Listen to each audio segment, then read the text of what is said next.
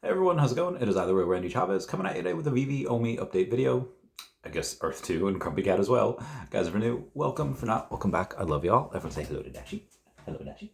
Commenting, liking, and subscribing is a free way to help support the channel. Non-free ways are Patreon and smashing that super thanks button down below.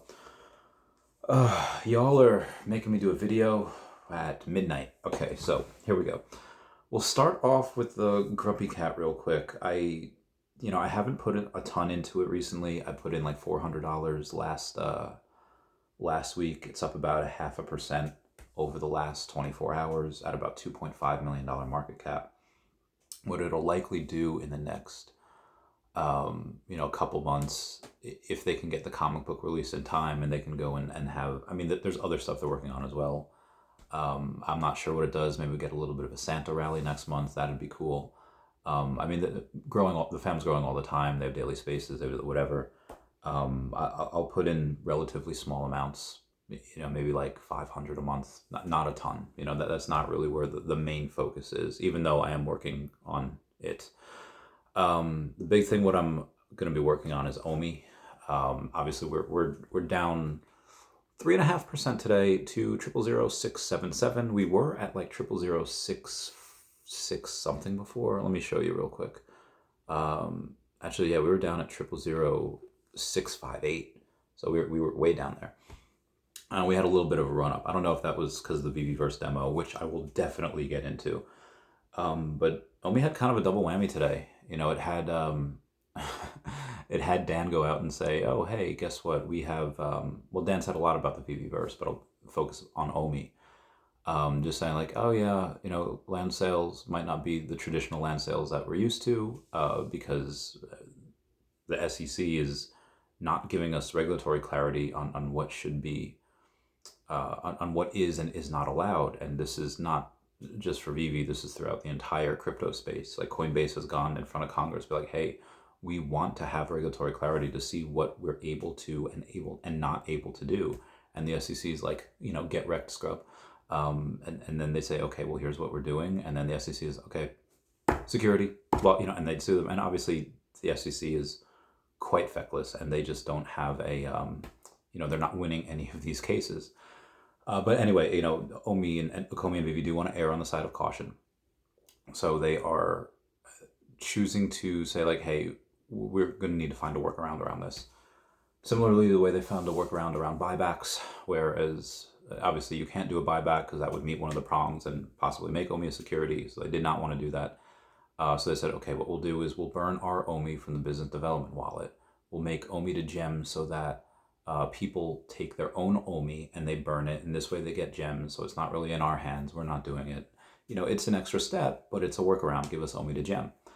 And they're donating 1 million gems to that as well. So shout out to Veve for that. In the same way that they did a workaround for that, they'll likely do a workaround for this. Dan said, oh, you might have an apartment or a condo. You might have something that you can get. And then he did say that it was going to be possibly for master collectors. Like they might get the first option and then so, diamond 1, diamond 2, so on and so forth.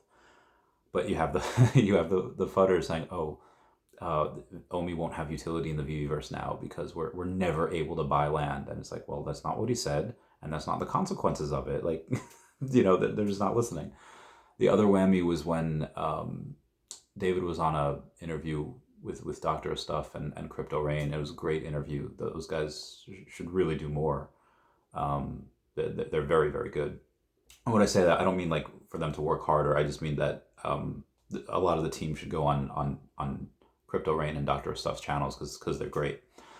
And then Crypto Rain at one point had said, hey, we're not going to ask them about OMI. And a lot of the people are like, okay, well, why? Tell me why. And I don't think he said on the stream, but I'll tell you reasons. Listen, God forbid David says like a forward-looking statement or he says something that could be somehow construed, even though it wouldn't be, but somehow be construed as, oh, he's saying something that's pumping the bags, security, SEC, blah, blah, blah. There's no reason to go and put David in that position just because to satisfy some people's curiosity. That's stupid. And so, the fudders had a good time with that. Oh, YouTubers bought and paid for, not even asking about OMI. And it's like, okay, well, the project would not be the project it is today without, most of these YouTubers. So when we go and we take a look at that, a lot of the people that are selling and a lot of people that are funding, just, kind of don't ignore them. You should always take constructive criticism, but the idea of those people being successful I have yet to see somebody that is not giving constructive criticism. That's fine. That's welcomed. I have yet to see a person that has whined and complained and fudded and just and not be constructive. I've yet to see one of those people be successful. I have not seen that yet. Find me an example. Maybe they're out there. And unfortunately, some of the people that are kind of on the fence, they're kind of new to this. Like, I don't know what to do. They kind of let them get to them, and then they're selling. And this is why most people don't make it in crypto. That's the Pareto distribution. We see that in dating. We see that in corporations, where 20% of the most productive workers do 80% of the work. The top 20% of guys get 80% of the women. We see that in crypto as well, where the top 20% of people that are good at crypto is basically good at hodling. They get 80% of the money. So like Warren Buffett says, money does not go from the poor to the rich. That is not an accurate representation of what happens. There's nothing vaguely appropriate about that. It goes from the inpatient to the patient, and you see that. So I kind of hate to say that, but unfortunately, people that do kind of sell, and by all means, short term, sure, Bitcoin, Ethereum, Cardano, Binance, whatever, take your pick. Short term, they'll probably outperform OMI.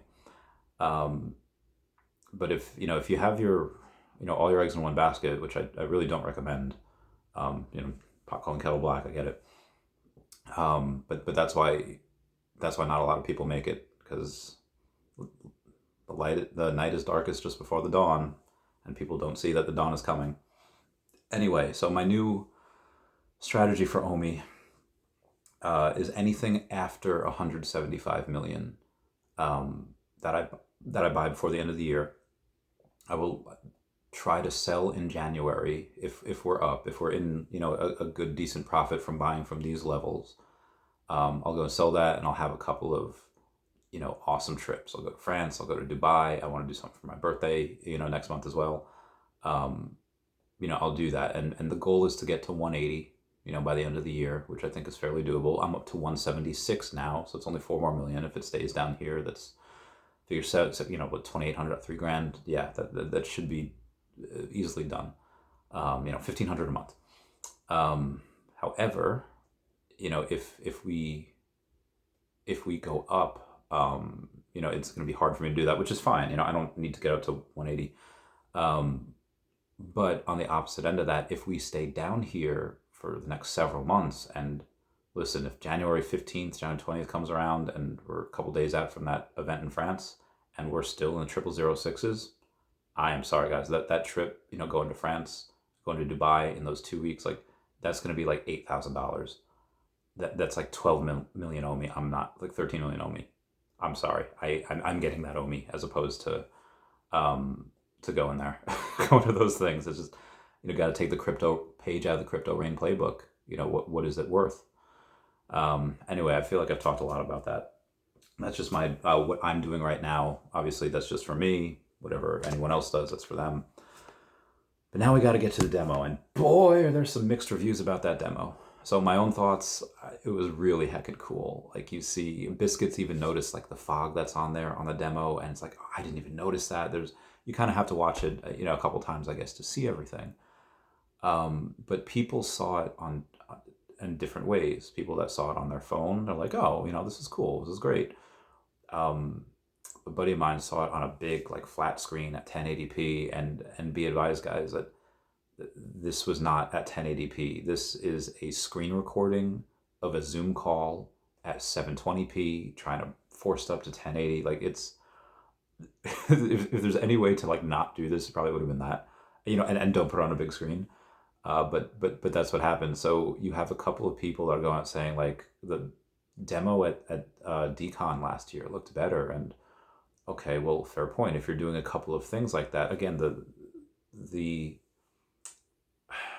the quality of it kind of got nerfed just because, again, it is a screen recording and it's on Unity Engine, which, everyone's going to start off as at first, which, again, it didn't look bad. It just looked not what Unreal Engine would look like, which is fair because it's not Unreal Engine. It was a Unity engine, and it was a screen recording from a Zoom call. So you have a lot of these things working against it. But again, in the Twitter space that was going on, I think Omelites was doing a live reaction to that. Everyone was positive, like, this is great, which it was. It was heckin' awesome. Um, the Fudders literally thought it was just a showroom. I was like, come on, guys, that's silly. When you have all the beta Veveverse testers, which I think there were like 30 as of, or 36 as of, today. Um, none of them gave any inclination that it would just be a new showroom. Now, obviously, we're going to get that inside the house. We're going to get a couple of things. And someone made a mention about, I don't even know if I could say that. I don't know if he was supposed to say that, so I won't mention it. Um, but you have here, yes, you have your home space, and yes, you have your building, but you have a lot of places outside your building. You have cars, you have all these collectibles, and again, go watch that. There's clips of it on YouTube, on Twitter, everywhere. And again, I thought it looked pretty amazing, and when you go and you compare it to, what the latest other side demo that was available to play at 8 Fest a few days ago, it looked a bit better than what 8 Fest has. I'm just throwing that out there. Again, that's just one of the things that I had seen it compared to, and obviously when we go and we take a look at it, the Veveverse looks a bit. And again, this is the Unity engine. This is the video. Oh, where'd it go? Where'd it go? Okay, there it is. That looks pretty cool, and it looks a little bit better quality than that. However, this is where the Earth 2 comes in. Earth 2 be looking fine. And I'll show you that as soon as I find these pictures here. But we've had a couple of, I've shown this on the channel before. The Earth, to make sure I'm going the right way here. Okay. The Earth 2 metaverse looks incredible. There is no other metaverse that looks as good as Earth 2 does right now. And that's been true for about a year. And then the most recent, and that was literally from last year. The most recent photo we have of the avatar out on, this might be Chavez Topia, this might be in Antarctica. It just happens to look very, very good. Now, again, when Veveverse goes in and they have, Unreal Engine 5.1 on there, it's going to look pretty similar. Now, when do we get that? I don't know. Everyone's going to start on Unity, and then eventually it'll slowly roll out, people getting on Unreal. But so you do have kind of two reactions there. And, as much as I love Earth 2, link down below to the game, link down below to Chavez Topia, they do not have IP.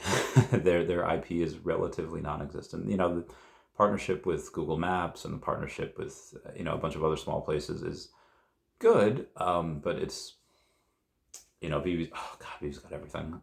So this, in my opinion, Veve has that, there's no competition with the collectibles genre. Like the digital collectibles, Veve's won this decade. I've said this for years.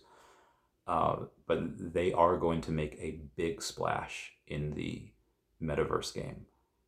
There's definitely going to be a ton of users, and what you can do with this is virtually unlimited. The amount of people, and especially, God, Brock saying that he went and watched this in the Veveverse. Like, oh, that's so cool. So clearly you're going to be able to watch things inside the Veveverse. What is it? I don't know. Are they on TVs? Are they on computers? Do they have Netflix in there? I have no idea. But clearly you can do stuff in the Veveverse that, people aren't expecting. And, I'm very bullish on that. I think this is just the first step, and this is just something that is only going to get better with time. And like I said, I'm all in. I will do nothing but work and try to get in a little bit better shape and, get as much OMI as possible, because that is the amount of, again, Veve's won this decade with digital collectibles. They're going to make a splash in the metaverse world. And the app has done nothing but get better. They've done nothing but get more amazing licenses, more amazing deals. They onboarded like another 450 people just from Comic-Con alone last month, not including others. The disconnect between Veve and the OMI token right now is, and I don't mean that, the token's not attached. I mean that, Veve is worth so much and the token is worth so little. That will correct at some point, and that will overcorrect. The pendulum will swing the other way. And again, this is all just my opinion, but I have no issue sacrificing another year of my life to going and saying, okay, I'm gonna work, gonna go and get more OMI, and I will maybe not be in this room. I'll be in another room similar to it at some point, and I'll do that up until it starts to go up, and then Chavez charity, is coming to some animals near you. That is what I'll do with most of the funds. But by the way, I should bring that up. I mentioned this in the 13-hour stream the other day. I'm not gonna have any. I'll have some cool parties and that'll be cool. But people expected me to buy like a yacht or to buy like. I think part of the reason I don't have a girlfriend either is because, I told people from the beginning, from years ago, that 90% of my net worth would go to animal charity. So, let's say, do some arbitrage, and, by the time 2030 happens and I still have all this OMI and it's $1 and, $100 million, you're giving away 90 million, and, most women ain't just gonna be cool with that. But yeah, like, I'm still young, relative. I'm 32. To a 16-year-old, I'm not young, but to a 50-year-old, I'm a baby. I have no issue doing what I've been doing the last few years, continue doing it just to get more OMI. So the goal is 180 by the end of the year. Hopefully 190 by the end of Q1 if we're still there, but likely 185, especially because I expect it to go up a little bit. But again, if it goes up by mid-January, then yeah, I'll sell some, and I'll take those short-term capital gains and I'll pay them in 2025. But yeah, just letting you guys know what I'm up to. That's it for me. Please comment, like, and subscribe. Comments are good for the YouTube algorithm. Everyone say bye-bye to Dashi. Bye-bye, Dashi. I love you guys. Goodbye. Yeah.